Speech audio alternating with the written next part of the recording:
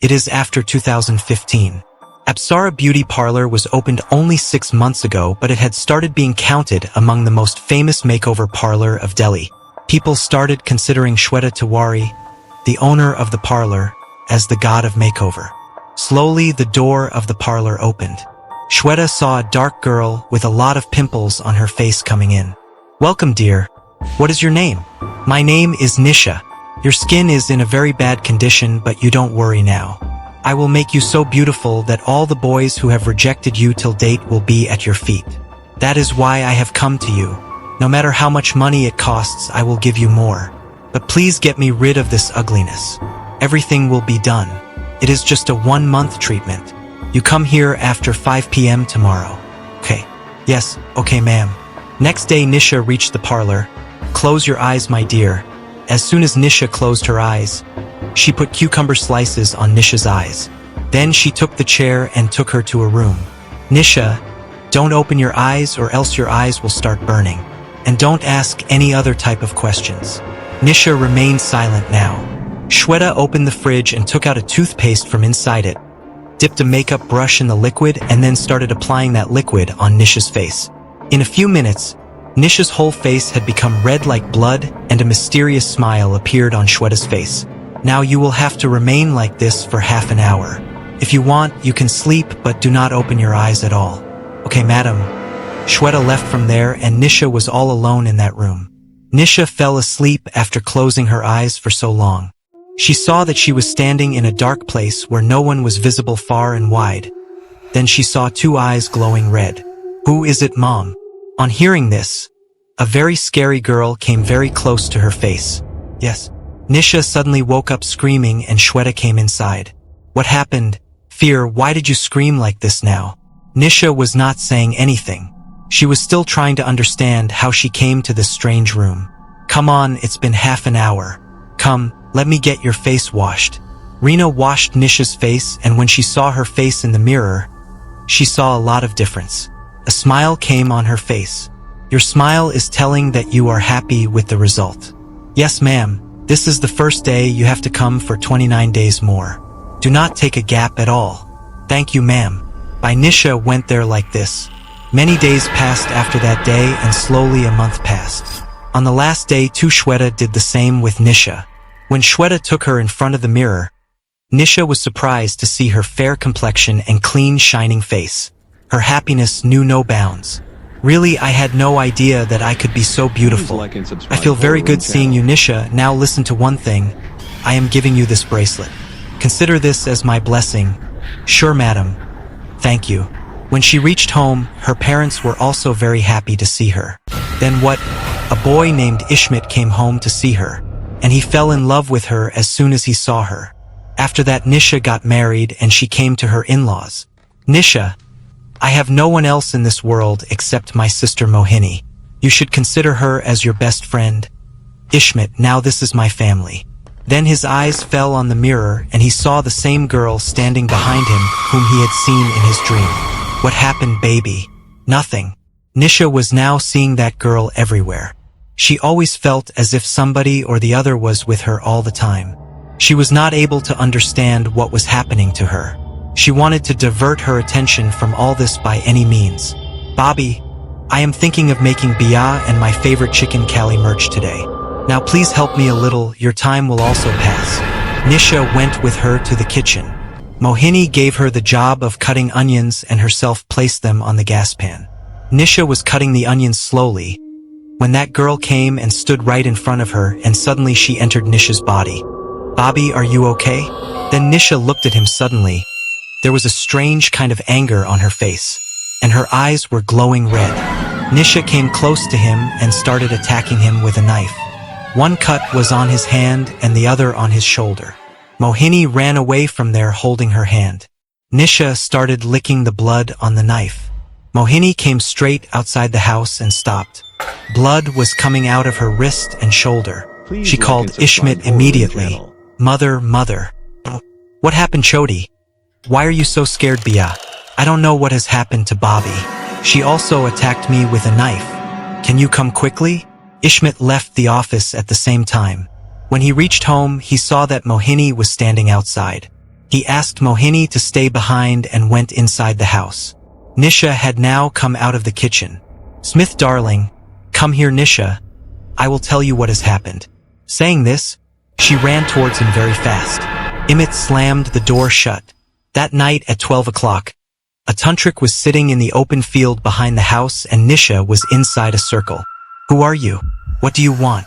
"I will not tell this girl. I will not tell." He threw some ash on Nisha. "Yes. Tell me, who are you and why are you after this girl?" "My name is Meghna. I was the most beautiful girl in my village.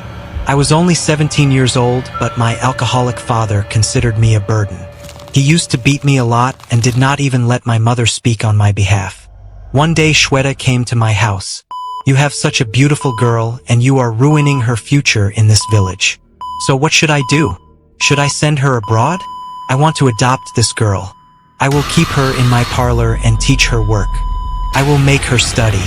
My father handed me over to Shweta. Shweta brought me to the city and kept me in her parlor. When I used to sleep, she used to sit by my side and do black magic. She suddenly attacked me and took out my blood and put it in a big vessel. I had lost my life. She would apply my blood on the face of every ugly girl while chanting mantras. She has mixed such ash in my blood that it never coagulates. I understood only this much, that she is distributing my beauty through black magic. I can do anything with any girl who has used my blood. That is why she makes every girl wear Rudraksh on her wrist so that I cannot come close to her. You have been wronged. I will free you. Tell me, where is your dead body? Otherwise I will tell you. This girl will have to die." Hearing this, the tantric put his hand on Nisha's head and started increasing the Ankush mantra. Then he told Ishmat that her dead body is buried under a plant behind the parlor. "Take it out and burn it. You will get salvation." I will. "No, you will not do anything like this, Ishmat." Hearing this, Ishmat immediately ran away from there. He soon reached the parlor. He saw a tulsi plant there. He removed that plant and kept it at another place and then started digging that land with a shovel. In this way, Nisha was trying to get out of the circle but was not able to. "Tantric, you will never be able to kill me." Saying this, Meghna's soul left Nisha's body and flew away from there. Then Nisha also regained her senses. "Who are you, Baba, and what am I doing here?" Now the tantric told Nisha everything and said that she can do anything to stop Ishmat. His life is in danger. "No, I will not let anything happen to Ishmat." "Who is it?" He saw that Meghna's soul was standing in front of him in a terrifying avatar. She threw Ishmat on the ground and climbed on his chest. Now Nisha also reached there the very next moment. She saw that Meghna's soul was sitting on Ishmat's chest and hurting him. "Ishmat, Nisha, run away from here." Then Meghna looked at Nisha and Nisha got scared, but she controlled her fear and took a step towards the dead body and did not sprinkle kerosene on it. Meghna's soul got up from Ishmat and ran towards Nisha. Nisha picked up a matchstick and started lighting the matchstick. Meghna's soul was flying in the air and coming towards her rapidly. She was just a few steps away when the matchstick got lit and Nisha quickly threw that matchstick on the dead body. Yes. As soon as she did this, Meghna's existence started ending. Within a minute, Meghna's soul turned into smoke and disappeared in the air. A girl named Mira lived in a town named Shantapur. Mira's half-face was burnt. That's why she always used to hide the other half of her face before going out of the house. "Hey, look at that half-burnt Mira. She is going to the temple to pray to her Radhasham. I will see her full face someday or the other." This Shabana goes to the beauty parlor. Shabana will have to find out from the beauty parlor people how her face looks. Rahul and Pradeep were the sons of rich businessmen. They would often tease Mira. Mira would not pay heed to their words and would quietly go on her way. "Mom, I am going to college. I have my exam in the evening in 3 or 6 shifts." "Son, take an umbrella. It is very cloudy." "There is no use of an umbrella, Mother. Where will I go around with an umbrella?" That evening, when Mira came out of the college after giving her exam, it started raining heavily. She had to stay in a shop for a few hours. At night, when the rain stopped, Mira headed towards her house. The roads were filled with water. That's why the roads were deserted. Suddenly someone threw a small stone at Mira. "Who is there?" Mira started moving forward quickly when suddenly Rahul and Pradeep came in front of her. Today we will see your full face. On the other side, Mira's mother was waiting for Mira. Mira returned home after many hours. Her face was completely pale. What happened, daughter? How did you get so late? Mira did not say anything and quietly went to her room. On the other side, Rahul and Pradeep were drinking alcohol late at night at their home. I have never seen such a horrible face. I will not see it in future also. Then suddenly someone knocked the door. Now who has come at such a late hour? Rahul opens the door, but there was no one at the door. He closes the door and sits on the sofa again. It seems there must be a child. Then someone knocks the door again. This time I will go. Pradeep went to open the door. A horrible witch was standing at the door with her face covered and a torch in her hand. The witch caught Pradeep's throat with her horrible claws and started burning his face with the torch. When Rahul reached the door, he saw that Pradeep's face was burning and there was no one around. Who was it who set you on fire? Don't know. Maybe it was a witch. Now take me to the hospital quickly. My face is burning. Rahul takes out the car and takes Pradeep to the hospital. Rahul saw a woman lying on the road. Hey, who is lying there? Get up. I have to take my friend to the hospital. It is getting late. The lying woman is not affected. Rahul gets down from the car and goes to the woman. Just then 4 ghosts come from both sides of the road. All 4 ghosts set the woman's sari on fire. The woman runs after Rahul. Hey, why are you after me? Where are you going, Rahul, leaving me? Rahul runs and hides behind a tree. Then suddenly a terrifying face hangs in front of him from above. The ghost catches Rahul's hair and burns his face. Hey, I am dead, I am dead. Rahul runs towards the car and drives away fast. The next day, Pradeep's father reaches the hospital. Who burnt the faces of both of you? I am asking something. Don't you have a tongue in your mouth? Who did this to you? I am not able to understand anything. Papa, we tried to see Mira's face yesterday.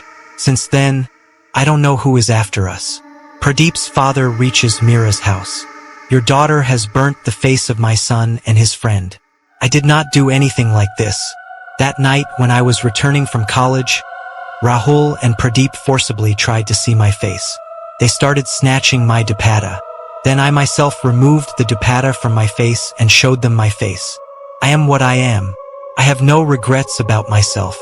If you did not do this, then who burnt their faces? I don't know. Pradeep's father calls a tantric and takes him to Rahul and Pradeep. Some spirit is following these two. We have to be careful.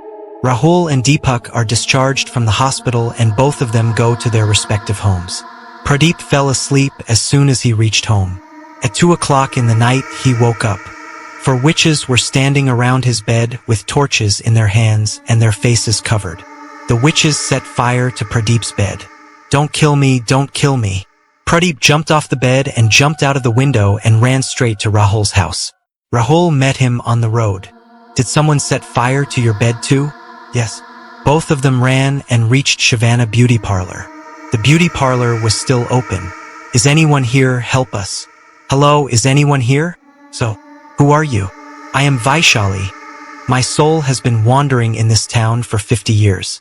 I was also half burnt like Mira. At that time this town was a village. One day when I was passing by, some scoundrels like you tried to see my face forcibly and when I did not show my face. So they picked me up and threw me in the well. I did not know how to swim and I died by drowning. The ghost closes the door of the beauty parlor from outside and sets the beauty parlor on fire. Rahul and Pradeep are left shouting inside. Save me, save me. Once upon a time, in a village, a farmer named Buntai lived with his wife Pushpa. You have come to the field today, your clothes look very dirty. Yes, there was a lot of work in the field today. Now serve the food quickly. I am feeling very sleepy. At night, when Buntai and Pushpa were sleeping, suddenly they heard someone knocking on the door. Someone was singing a song outside. I am still alive, so let me live. Let me drink alcohol in the heavy rain. Give me alcohol, open the door. Give me alcohol, Pushpa. Did you leave the door open today? It seems that the same Devdas which has come to the village again. Go quickly and close the door. Pushpa gets up and goes to check the door. But the door was already closed. Pushpa listens to the door carefully. The horrifying voice of the witch was coming from the neighbor's house. It seems that the neighbor had left his door open. The witch has entered their house. I don't understand when we could get rid of the witch problem. The Sarpanch does not do anything. Then suddenly the witch starts knocking on the door of Buntaya's house. Open the door and give me the liquor. See, your neighbor did not give me liquor and did not dance on my request. I cut his neck. Now come quickly and give me the liquor.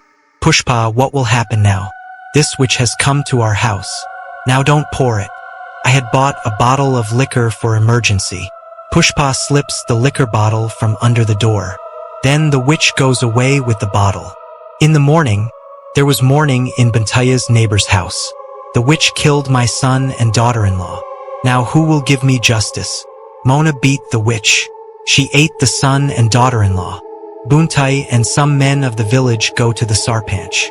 Sarpanch ji, why don't you do something? How long will we bear the atrocities of that Devdas witch? The people of the village have to keep liquor bottles in their homes. We don't have anything to eat in our house. How will we buy a bottle of liquor? Don't worry. We will kill that witch tonight. Everyone gather at the chapal at midnight with their torches lit. That night, the people of the village did not sleep, and at midnight they came to the chapal with spices. Hail Hanuman, the ocean of knowledge and virtues. Hail Hanuman, the ocean of knowledge and virtues. Please protect me. The ghost hasn't even arrived yet, and your pants are already getting wet. The people of the village look towards the figure in fear. Hey, this is not a witch, this is Bola, the drunkard of the village. Then somewhere far away, the sound of such a woman screaming is heard. Save me, save me. The villagers run in the direction from where such a sound was coming. The witch had caught hold of the neck of two women. Show me your dance. We don't know how to dance. Leave us. Leave us. Show me your dance or else I will strangle you. What should we do? Should we set the whole house on fire? No, there are two women also inside the house. If we set the whole house on fire, both of them will also be killed. Let's do this. First we scare that witch. Listen, witch, go away from here or else we will set the house on fire and you will burn to ashes. Set it on fire, my life has already caught fire 40 years ago. Saying this, the witch leaves those women and disappears. Kaka, we should find out about the incidents that happened in this village 40 years ago. Maybe we can find out something about that witch. There is no old man in our village who can give information about the incidents that happened 40 years ago. Kaka, in the neighboring village lives a man who is more than 100 years old. Maybe he knows something. Buntai and the Sarpanch go to meet that old man. They tell the old man everything about Devdas the witch. Devdas the witch. Yes, I remember. It is about 40 years ago. A very rich landlord named Shyamdas lived in the village. His daughter was in love with a boy from a lower caste. When the landlord came to know about this, he got the boy killed.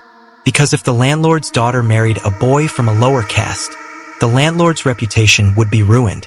After the boy died, that girl became an alcoholic. She started wandering from street to street and then disappeared somewhere. No one knows where she went. The landlord also left the village. I think this is the soul of the same girl who is troubling you people by becoming a witch. That which is hungry for love. Talk to her lovingly. Kaka, tonight I will talk to the witch alone. Although I am scared, but still I will do this work. Buntai sat alone on the chapal that night. Then the witch came to him. I am not afraid of you. I have come to know everything about you. I am very sorry for whatever happened to you, but do not trouble us villagers for that. If any boy or girl in the village loves anyone, we will get them married. We will not allow caste discrimination in our village. If two people love each other, they will be married without looking at their caste. I wish people were this wise even 40 years ago. Then I would not have to wander here as a witch. You seem to be a good person. I am leaving this village trusting you. Make sure that no one else's condition should happen like mine. Saying this, the witch disappears from the village forever.